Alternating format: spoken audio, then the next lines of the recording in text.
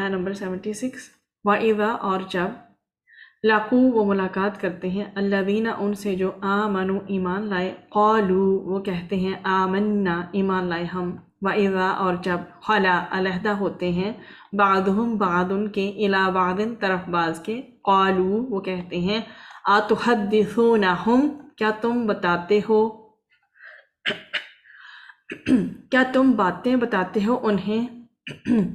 بما جو فتح کھول دی ہیں اللہ نے علیکم تم پر لیحاجوکم تاکہ وہ جھگڑا کرے تم سے بھی ساتھ اس کے عندہ پاس ربکم تمہارے رب کے افلا کیا پھر نہیں تعقلون تم عقل سے کام لیتے۔ اس میں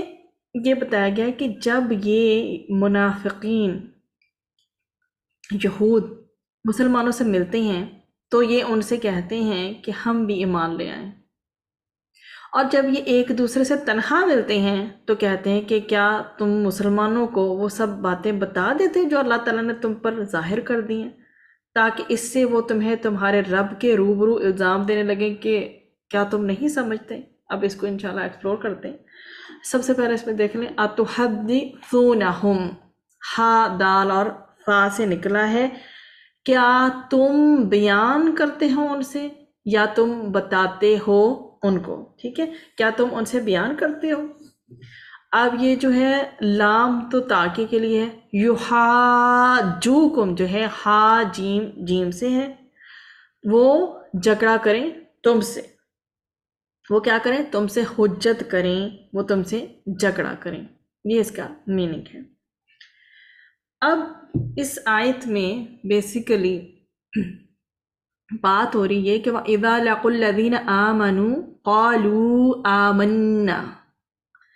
جب وہ ایمان والوں سے یہ کہتے ہیں کہ ہم ایمان لائے تو محض زبان سے ہی اظہار کرتے ہیں، جبکہ ایمان ان کے دلوں میں نہیں ہوتا۔ اور پھر آگے ہے وَإِذَا خَلَا سے لے کر افلا تعقلون جہاں پر آیا اینڈ ہوتی ہے، اس میں کیا بتایا جا رہا ہے وَإِذَا خَلَا بَعْضُهُمْ إِلَى بَعْضٍ قَالُوا، یعنی جب وہ اکیلے میں یہودیوں سے ملتے ہیں جب کوئی دوسرا نہیں ہوتا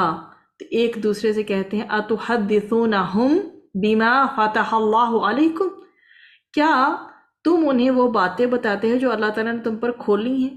کیا تم ان کے سامنے اپنے ایمان کا اظہار کرتے ہو۔ وہ رسول اکرم صلی اللہ علیہ وآلہ وسلم کی تصدیق کرتے تھے،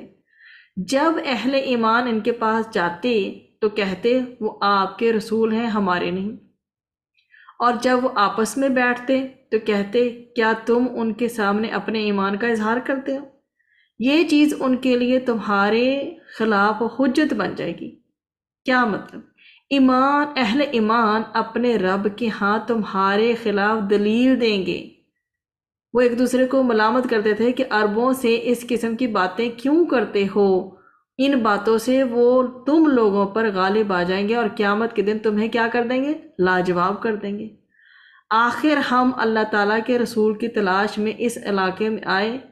تم اس رسول کے لیے دعائیں کرتے تھے کہ وہ آئے تو تم عربوں کے ساتھ جنگ کرو، اور تورات میں سے تم سے نبی امی کا جو ہے پیروی کا جو وعدہ لیا گیا ہے، اب وہ رسول مسلمانوں سے کہتا ہے کہ میں وہی نبی ہوں جس کی خبر تورات میں دی گئی تھی، اور یہود جس کا انتظار بھی کر رہے تھے۔ اب اگر یہ باتیں تم انہیں بتاتے ہو جو اللہ تعالیٰ نے تم پر کھول دی ہیں تو وہ اپنے رب کے حضور جھگڑا کریں گے کہ تم اس نبی کی رسالت کا انکار کر دو اور ان کو اپنے اوپر غالب نہ آنے دو۔ یہ ان کے دماغ میں چل رہا تھا، ان کو معلوم تھا کہ اللہ تعالیٰ نے ان کو پچھلی کتاب میں یہ بتا دیا ہے، تورات میں ایک نبی آئے گا اور ساری نشانیاں بھی بتا دی تھی،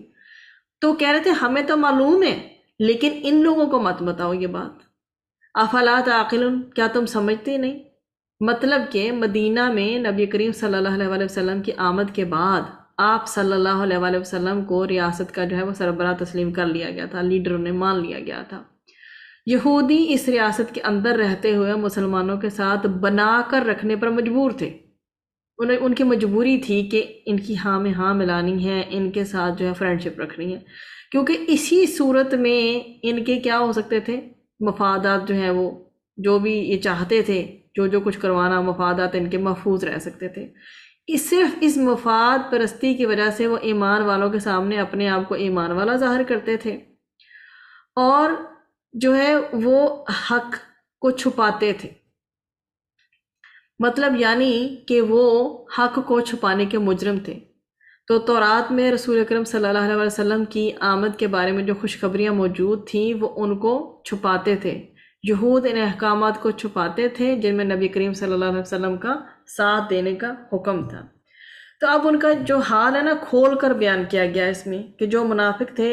یہ لوگ جب مسلمانوں سے ملتے تو ان پر اپنا ایمان ظاہر کر کے انہیں خوش کرنے اور اپنے ایمان کو سچ کرنے کے لیے نبی کریم صلی اللہ علیہ وسلم کی کیا تائید کرنے کا بھی کہتے ہیں، اور کہتے ہیں کہ تصدیق بھی کرو، اور تمام جو بھی پریڈکشنز تھیں، جو بھی پیشن گوئیاں تھیں اور بشارتیں تھیں بیان کرتے جو کہ تورات میں موجود تھیں۔ پھر جب یہ لوگ آپس میں ملتے نا، یہ تو بات ہے تب کی جب یہ مسلمانوں سے ملتے تھے، تو جب یہ لوگ آپس میں ملتے تو ایک دوسرے کو کیا کرتے، لعنت اور ملامت کرتے، اور کہتے کہ تم اپنی تعلیمات مسلمانوں پر ظاہر کر کے خود اپنے خلاف انہیں ہتھیار مہیا کر رہے ہو۔ مسلمان یہی دلائل تمہارے خلاف استعمال کرتے ہیں، اور تمہارے ہی جو باتوں کو وہ سند بنا کر کیا کریں گے، قیامت کے روز وہ اللہ تعالیٰ کے ہاں گواہی دیں گے کہ یہود سب کچھ جانتے تھے، پھر بھی ان لوگوں نے اسلام جو ہے وہ قبول نہیں کیا۔ وآخر دعوانا ان الحمد للہ رب العالمین، سبحانک اللہم وبحمدک، نشہد ان لا الہ الا انت، نستغفرک ونتوب الیک۔